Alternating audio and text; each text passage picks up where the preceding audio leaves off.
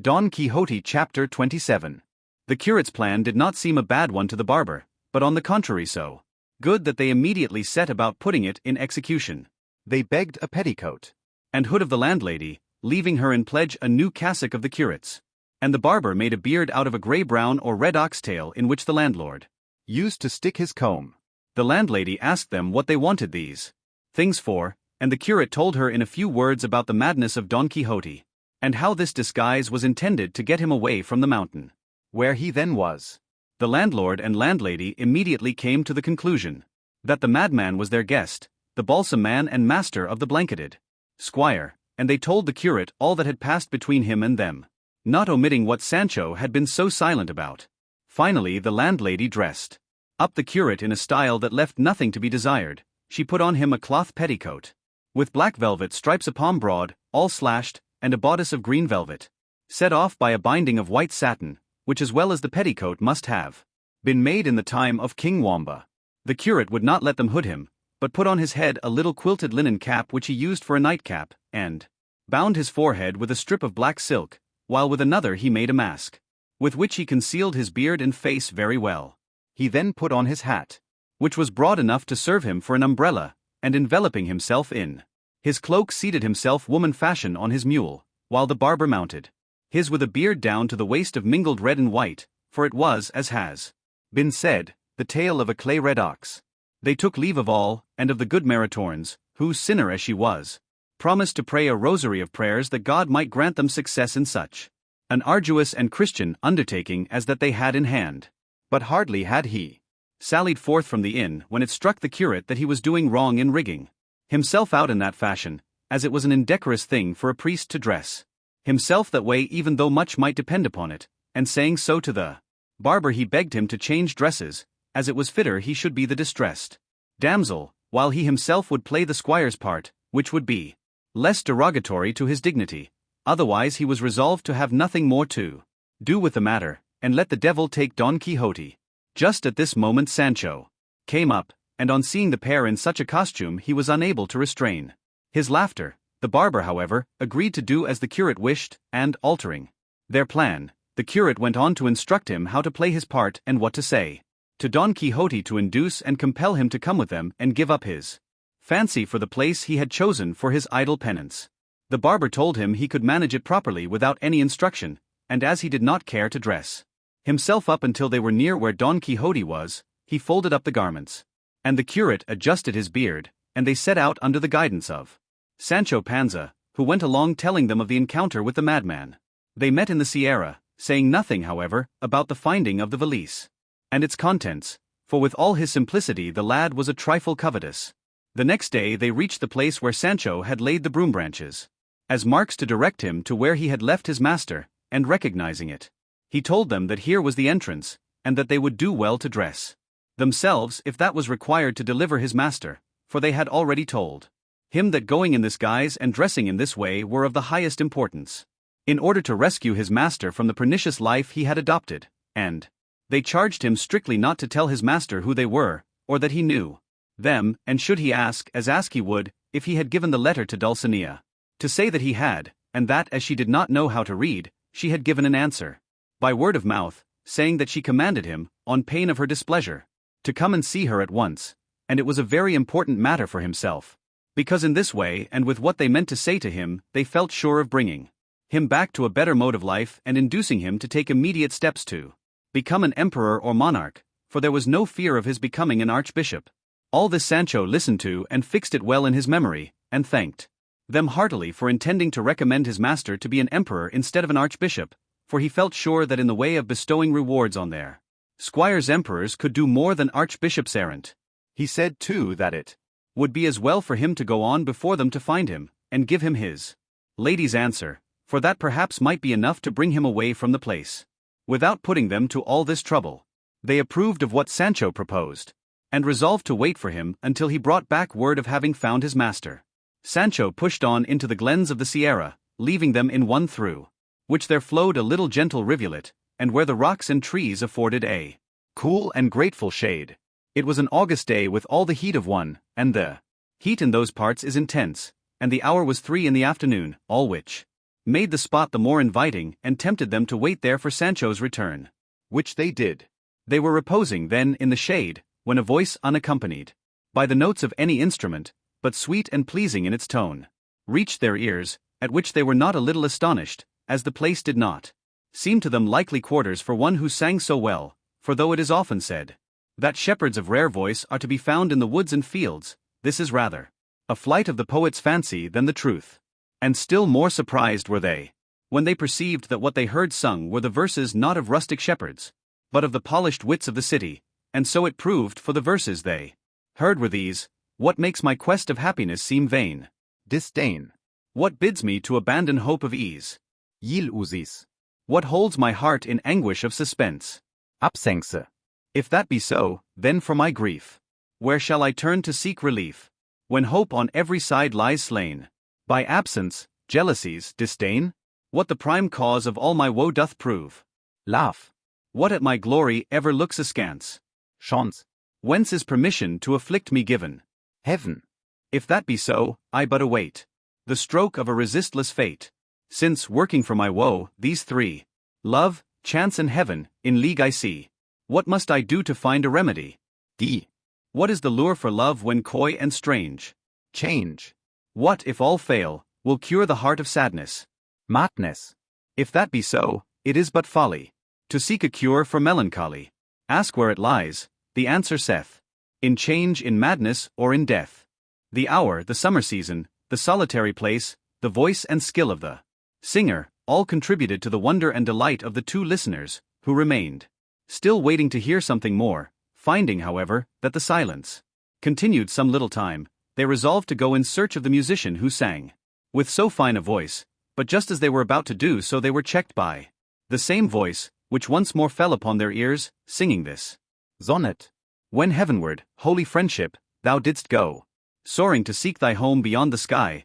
and take thy seat among the saints on high, it was thy will to leave on earth below thy semblance, and upon it to bestow thy veil, wherewith at times hypocrisy, parading in thy shape, deceives the eye, and makes its vileness bright as virtue show. Friendship, return to us, or force the cheat that wears it now, thy livery to restore, by aid whereof sincerity is slain. If thou wilt not unmask thy counterfeit, this earth will be the prey of strife once more, as when primeval discord held its reign. The song ended with a deep sigh, and again the listeners remained waiting attentively for the singer to resume, but perceiving that the music had now turned to sobs and heart-rending moans, they determined to find out who the unhappy being could be whose voice was as rare as his sighs were piteous, and they had not proceeded far when on turning the corner of a rock they discovered a man of the same aspect and appearance as Sancho had described to them when he told them the story of Cardenio. He, showing no astonishment when he saw them, stood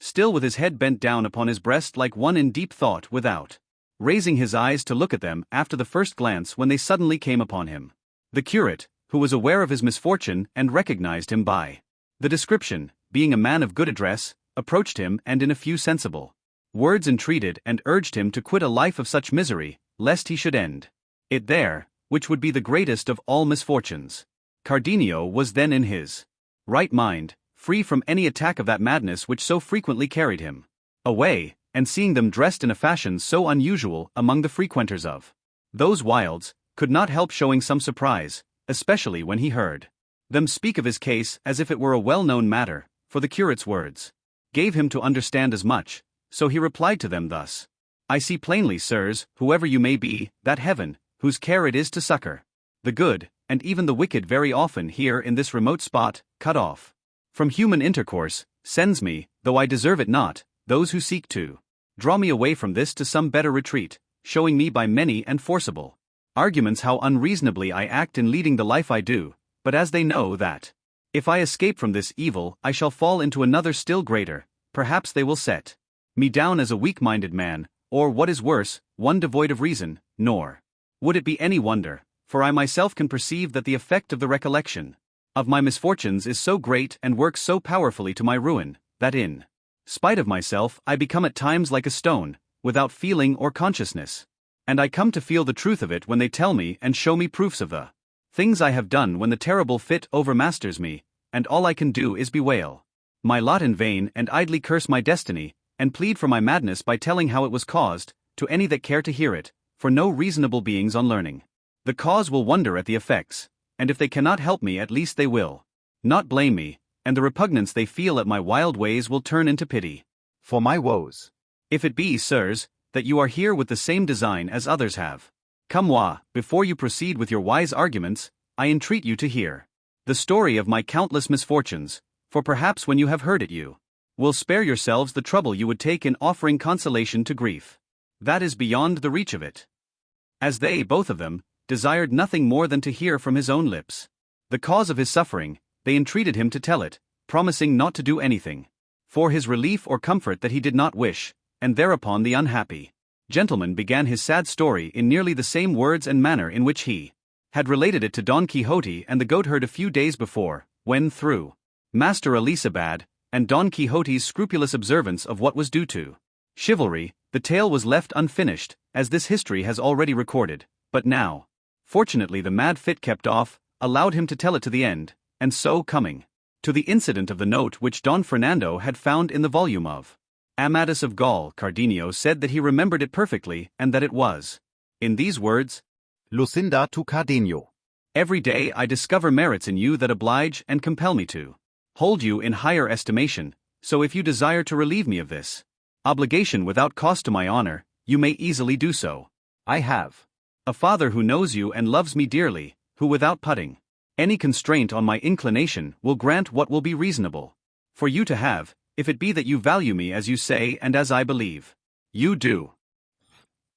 By this letter I was induced, as I told you, to demand Lucinda for my wife, and it was through it that Lucinda came to be regarded by Don Fernando as one of the most discreet and prudent women of the day, and this letter it was that suggested his design of ruining me before mine could be carried into effect. I told Don Fernando that all Lucinda's father was waiting for was that mine should ask her of him, which I did not dare to suggest to him, fearing that he would not consent to do so, not because he did not know perfectly well the rank, goodness, virtue, and beauty of Lucinda, and that she had qualities that would do honor to any family in Spain, but because I was aware that he did not wish me to marry so soon, before seeing what the Duke Ricardo would do for me. In short, I told him I did not venture to mention it to my father, as well on account of that difficulty, as of many others that discouraged me, though I knew not well what they were, only that it seemed to me that what I desired was never to come to pass. To all this, Don Fernando answered that he would take it upon himself to speak to my father,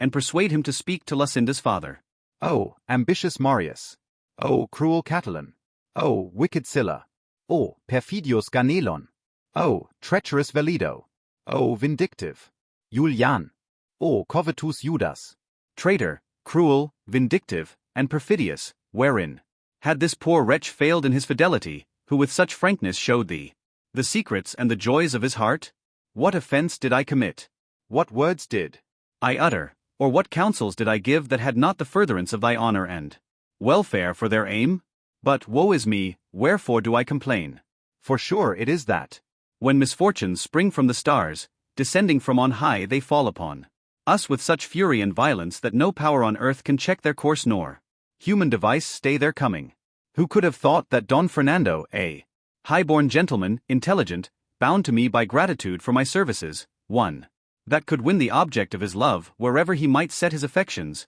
could have become so obdurate, as they say, as to rob me of my one ewe lamb that was not even yet in my possession? But laying aside these useless and unavailing reflections, let us take up the broken thread of my unhappy story. To proceed, then, Don Fernando, finding my presence an obstacle to the execution of his treacherous and wicked design, resolved to send me to his elder brother under the pretext of asking money from him to pay for 6 horses which, purposely, and with the sole object of sending me away that he might the better carry out his infernal scheme, he had purchased the very day he offered to speak to my father, and the price of which he now desired me to fetch. Could I have anticipated this treachery? Could I by any chance have suspected it? Nay, so far from that, I offered with the greatest pleasure to go at once, in my satisfaction at the good bargain that had been made. That night I spoke with Lucinda, and told her what had been agreed upon with Don Fernando, and how I had strong hopes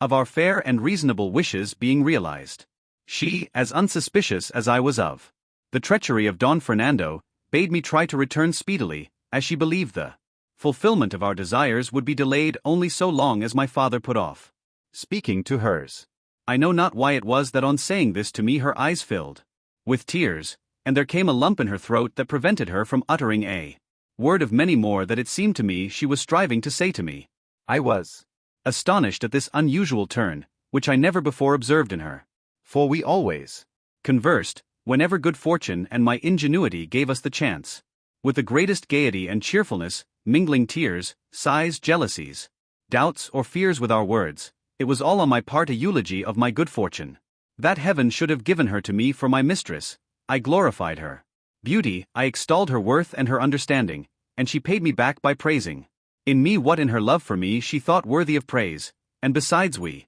had 100,000 trifles and doings of our neighbors and acquaintances to talk about, and the utmost extent of my boldness was to take, almost by force, one of her fair white hands and carry it to my lips, as well as the closeness of the low grating that separated us allowed me. But the night before the unhappy day of my departure she wept, she moaned, she sighed, and she withdrew, leaving me filled with perplexity and amazement, overwhelmed at the sight of such strange and affecting signs of grief and sorrow in Lucinda. But not to dash my hopes, I ascribed it all to the depth of her love for me and the pain that separation gives those who love tenderly. At last I took my departure, sad and dejected, my heart filled with fancies and suspicions, but not knowing well what it was I suspected or fancied. Plain omens pointing to the sad event and misfortune that was awaiting me. I reached the place whither I had been sent, gave the letter to Don Fernando's brother, and was kindly received but not promptly dismissed, for he desired me to wait, very much against my will,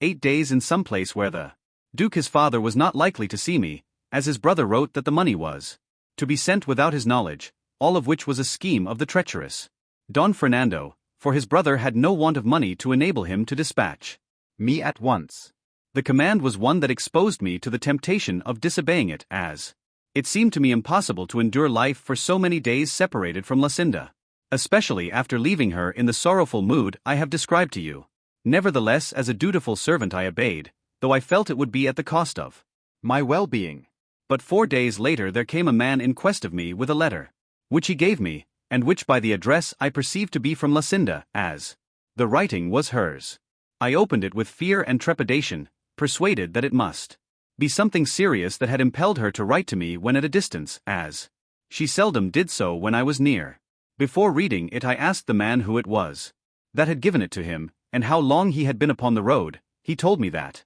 as he happened to be passing through one of the streets of the city at the hour of noon, a very beautiful lady called to him from a window, and with tears in her eyes said to him hurriedly, "Brother, if you are, as you seem to be, a Christian, for the love of God, I entreat you to have this letter dispatched without a moment's delay, to the place and person named in the address, all which is well known, and by this you will render a great service to our Lord, and that you may be at no inconvenience. In doing so take what is in this handkerchief." And said he, with this she threw me a handkerchief out of the window in which were tied up 100 reals. "And this gold ring which I bring here together with the letter I have given you." And then without waiting for any answer she left the window, though not before she saw me take the letter and the handkerchief, and I had by signs let her know that I would do as she bade me, and so, seeing myself so well paid for the trouble I would have in bringing it to you, and knowing by the address that it was to you, it was sent, for, Señor, I know you very well, and also unable to resist that beautiful lady's tears, I resolved to trust no one else,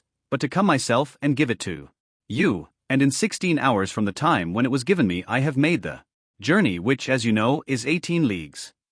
All the while the good-natured improvised courier was telling me this, I hung upon his words, my legs trembling under me so that I could scarcely stand. However, I opened the letter and read these words: "The promise Don Fernando gave you to urge your father to speak to mine, he has fulfilled much more to his own satisfaction than to your advantage. I have to tell you, Señor, that B has demanded me for a wife, and my father, led away by what he considers Don Fernando's superiority over you, has favored his suit so cordially that in 2 days hence the betrothal is to take place with such secrecy, and so privately that the only witnesses ought to be the heavens above, and a few of the household. Picture to yourself the state I am in, judge. If it be urgent for you to come, the issue of the affair will show you whether I love you or not. God grant this may come to your hand before mine shall be forced to link itself with his who keeps so ill the faith that he has pledged.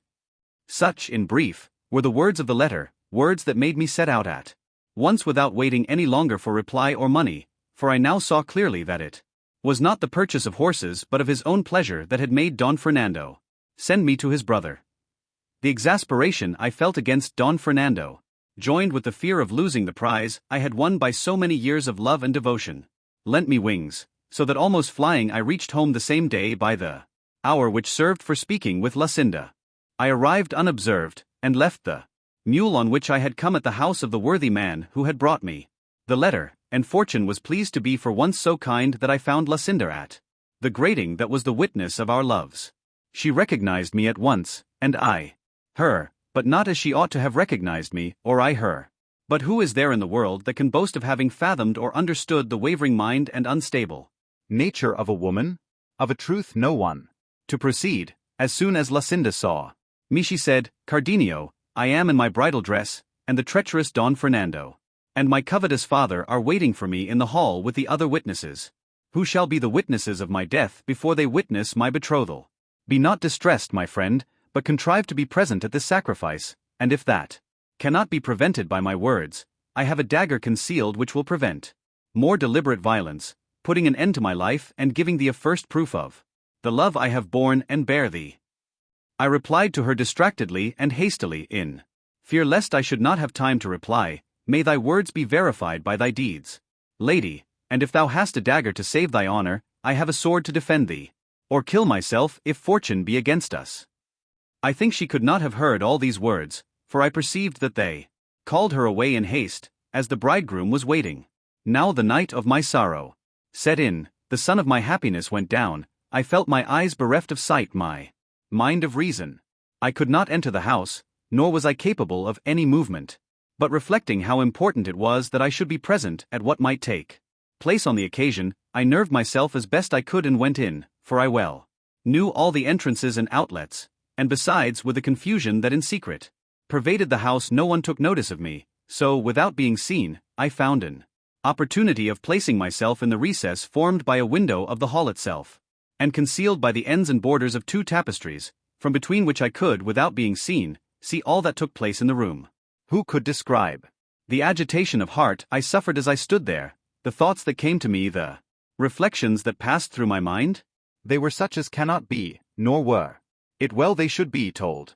Suffice it to say that the bridegroom entered the hall in his usual dress, without ornament of any kind. As groomsman he had with him a cousin of Lucinda's, and except the servants of the house there was no one else in the chamber. Soon afterwards Lucinda came out from an antechamber, attended by her mother and two of her damsels, arrayed and adorned as became her rank and beauty, and in full festival and ceremonial attire. My anxiety and distraction did not allow me to observe or notice particularly what she wore. I could only perceive the colors, which were crimson and white, and the glitter of the gems and jewels on her head dress and apparel, surpassed by the rare beauty of her lovely auburn hair that, vying with the precious stones and the light of the four torches that stood in the hall, shone with a brighter gleam than all. O memory, mortal foe of my peace, why bring before me now the incomparable beauty of that adored enemy of mine? Were it not better, cruel memory, to remind me and recall what she then did, that stirred by a wrong so glaring I may seek, if not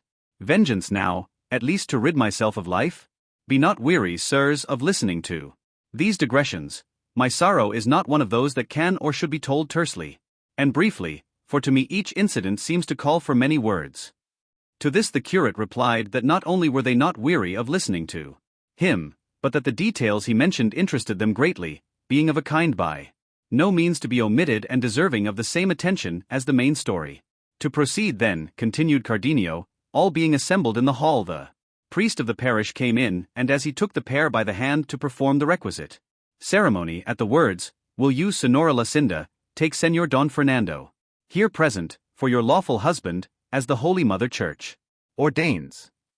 I thrust my head and neck out from between the tapestries, and with eager ears and throbbing heart set myself to listen to Lucinda's answer, awaiting in her reply the sentence of death or the grant of life. Oh, that I had but dared at that moment to rush forward, crying aloud, "Lucinda, Lucinda, have a care what thou dost, remember what thou owest me, bethink thee thou art mine and canst not be another's, reflect that thy utterance of yes, and the end of my life will come at the same instant. O treacherous Don Fernando, robber of my glory, death of my life. What seekest thou? Remember that thou canst not as a Christian attain the object of thy wishes, for Lucinda is my bride, and I am her husband. Fool that I am. Now that I am far away, and out of danger, I say I should have done what I did not do. Now that I have allowed my precious treasure to be robbed from me, I curse the robber, on whom I might have taken vengeance had I as much heart for it as I have for bewailing my fate. In short, as I was then a coward and a fool, little wonder is it if I am now dying shame-stricken, remorseful, and mad. The priest stood waiting for the answer of Lucinda, who for a long time withheld it, and just as I thought she was taking out the dagger to save her honor, or struggling for words to make some declaration of the truth on my behalf, I heard her say in a faint and feeble voice, I will. Don Fernando said the same, and giving her the ring they stood linked by a knot that could never be loosed. The bridegroom then approached to embrace his bride, and she, pressing her hand upon her heart, fell fainting in her mother's arms. It only remains now for me to tell you the state I was in when in that consent that I heard I saw all my hopes mocked, the words and promises of Lucinda proved falsehoods, and the recovery of the prize I had that instant lost rendered impossible forever. I stood stupefied, wholly abandoned, it seemed, by heaven, declared the enemy of the earth that bore me, the air refusing me breath for my sighs, the water moisture for my tears. It was only the fire that gathered strength so that my whole frame glowed with rage and jealousy. They were all thrown into confusion by Lucinda's fainting, and as her mother was unlacing her to give her air, a sealed paper was discovered in her bosom, which Don Fernando seized at once and began to read by the light of one of the torches. As soon as he had read it, he seated himself in a chair, leaning his cheek on his hand in the attitude of one deep in thought, without taking any part in the efforts that were being made to recover his bride from her fainting fit. Seeing all the household in confusion, I ventured to come out regardless whether I were seen or not, and determined, if I were, to do some frenzied deed that would prove to all the world the righteous indignation of my breast in the punishment of the treacherous Don Fernando, and even in that of the fickle fainting Treres. But my fate, doubtless reserving me for greater sorrows, if such there be, so ordered it that just then I had enough and to spare of that reason, which has since been wanting to me. And so, without seeking to take vengeance on my greatest enemies, which might have been easily taken, as all thought of me was so far from their minds, I resolved to take it upon myself, and on myself too inflict the pain they deserved, perhaps with even greater severity than I should have dealt out to them had I then slain them, for sudden pain is soon over, but that which is protracted by tortures is ever slaying without ending life. In a word, I quitted the house and reached that of the man with whom I had left my mule. I made him saddle it for me, mounted without bidding him farewell, and rode out of the city like another lot, not daring to turn my head to look back upon it, and when I found myself alone in the open country, screened by the darkness of the night, and tempted by the stillness to give vent to my grief without apprehension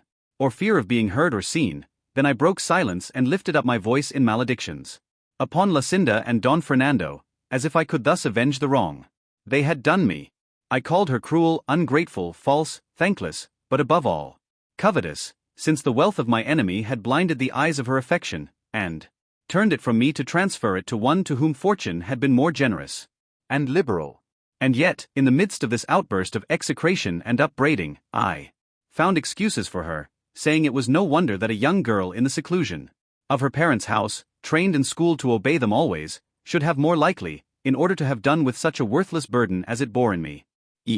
was left on foot, worn out, famishing, without anyone to help me or any thought of seeking help, and so thus I lay stretched on the ground, how long I know not, after which I rose up free from hunger, and found beside me some goatherds, who, no doubt, were the persons who had relieved me in my need, for they told me how they had found me, and how I had been uttering ravings that showed plainly I had lost my reason, and since then I am conscious that I am not always in full possession of it, but at times so deranged and crazed that I do 1,000 mad things, tearing my clothes, crying aloud in these solitudes, cursing my fate, and idly calling on the dear name of her who is my enemy, and only seeking to end my life in lamentation. And when I recover my senses I find myself so exhausted and weary that I can scarcely move. Most commonly my dwelling is the hollow of a cork tree large enough to shelter this miserable body. The herdsmen and goatherds who frequent these mountains, moved by compassion, furnish me with food, leaving it by the wayside or on the rocks, where they think I may perhaps pass and find it. And so, even though I may be then out of my senses, the wants of nature teach me what is required to sustain me, and make me crave it and eager to take it. At other times, so they tell me when they find me in a rational mood, I sally out upon the road, and though they would gladly give it me, I snatch food by force from the shepherds, bringing it from the village to their huts. Thus do pass the wretched life that remains to me, until it be heaven's will to bring it to a close, or so to order my memory that I no longer recollect the beauty and treachery of Lucinda, or the wrong done me by Don Fernando, for if it will do this without depriving me of life, I will turn my thoughts into some better channel. If not, I can only implore it to have full mercy on my soul, for in myself I feel no power or strength to release my body from this strait in which I have of my own accord chosen to place it. Such, sirs, is the dismal story of my misfortune. Say if it be one that can be told with less emotion than you have seen in me, and do not trouble yourselves with urging or pressing upon me what reason suggests as likely to serve for my relief. For it will avail me as much as the medicine prescribed by a wise physician avails the sick man who will not take it. I have no wish for health without Lucinda, and since it is her pleasure to be another's, when she is or should be mine, let it be mine to be a prey to misery when I might have enjoyed happiness. She by her fickleness strove to make my ruin irretrievable, I will strive to gratify her wishes by seeking destruction, and it will show generations to come that I alone was deprived of that of which all others in misfortune have a superabundance, for to them the impossibility of being consoled is itself a consolation, while to me it is the cause of greater sorrows and sufferings, for I think that even in death there will not be an end of them. Here Cardenio brought to a close his long discourse and story, as full of misfortune as it was of love, but just as the curate was going to address some words of comfort to him, he was stopped by a voice that reached his ear, saying in melancholy tones what will be told in the fourth part of this narrative, for at this point the sage and sagacious historian, Cide Hamete Benengeli, brought the third to a conclusion.